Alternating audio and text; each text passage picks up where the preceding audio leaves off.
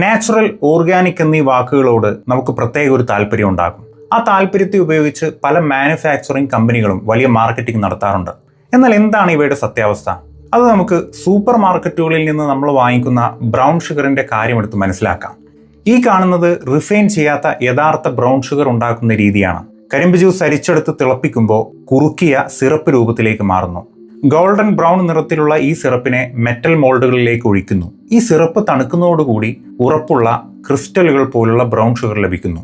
മറ്റ് കെമിക്കലുകളോ റിഫൈനിങ് ഏജന്റുകളോ ചേർക്കാതെ ഉണ്ടാക്കുന്നതുകൊണ്ട് പ്രകൃതിദത്ത മെലാസസും മിനറലുകളും നഷ്ടപ്പെടാത്ത തവിട്ട് നിറത്തിലുള്ള ഒന്നാം തരം ബ്രൗൺ ഷുഗർ ആയിരിക്കും ഇത്.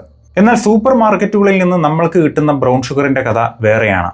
വാണിജ്യാടിസ്ഥാനത്തിൽ നിർമ്മിക്കുന്ന മിക്ക ബ്രൗൺ ഷുഗറുകളും യഥാർത്ഥത്തിൽ റിഫൈൻഡ് വൈറ്റ് ഷുഗർ തന്നെയാണ്. എന്ന് വെച്ചാൽ വെളുത്ത പഞ്ചസാരയ്ക്ക് വേണ്ടി സൾഫർ ഡയോക്സൈഡ് അടക്കമുള്ള കെമിക്കലുകൾ ഉപയോഗിച്ച് നടത്തുന്ന ബ്ലീച്ചിങ്ങും റിഫൈനിങ് പ്രോസസ്സും എല്ലാം ഇതിൽ ചെയ്യുന്നുണ്ട്. എല്ലാം കഴിഞ്ഞതിന് ശേഷം ബ്രൗൺ ഷുഗർ ലേബലിൽ മാർക്കറ്റിംഗ് നടത്താൻ വേണ്ടി കാരമലും മെലാസസും എല്ലാം ഉപയോഗിച്ച് തവിട്ട് നിറം നൽകുന്നു. വൈറ്റ് ഷുഗർ കിലോക്ക് 50 രൂപയ്ക്ക് വിൽക്കുന്നത് ബ്രൗൺ ലേബലിൽ ഓർഗാനിക് എന്ന് പറഞ്ഞ് വിൽക്കുമ്പോൾ 100-നും 200-നും വിൽക്കാൻ സാധിക്കും. നിങ്ങൾ മനസ്സിലാക്കേണ്ട ഒരു കാര്യം, റിഫൈൻ ചെയ്യാത്ത യഥാർത്ഥ പഞ്ചസാര വളരെ റെയറാണ്. ചെറുതായി ഒട്ടിപ്പിടിക്കുന്ന തരികളുടെ എല്ലാം വലിപ്പം വ്യത്യസ്തമായ രീതിയിലായിരിക്കും ഇവ ഉണ്ടാവുക.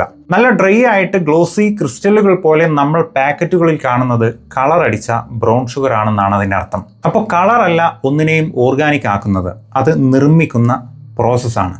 ഇത് നിങ്ങൾക്ക് പുതിയ അറിവാണെങ്കിൽ ഈ വീഡിയോ ഷെയർ ചെയ്യുക, അഭിപ്രായം കമൻ്റായിട്ട് രേഖപ്പെടുത്തുക. Thank you.